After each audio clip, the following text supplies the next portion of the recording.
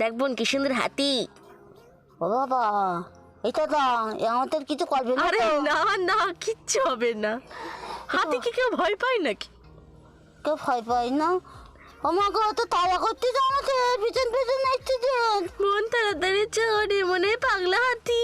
তোর কেতা বলিল হাতি টাকাতে নিয়ে তুই কেতা বলিল? তোর যেতে ভালো লাগে। আমি বলিলাম যে আমার হাতিটা এগুলি ভালো লাগতো, এখন এই তালা খাই মরতেছি।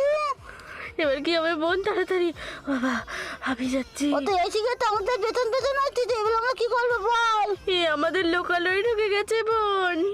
তা তোর কেতা বলিল তো, তোর পাগলা করতে কামড়েছে, হাতি টাকাতে নিয়েছিস, ও বেলা কুকুলির তলা খাইছি, এবেলা হাতির তলা খাবো। তোর চোর নিয়েছে আমি মরলাম, তো একদিন পিছনে কেউ আসছে কি না? না, বেঁচে গেছি।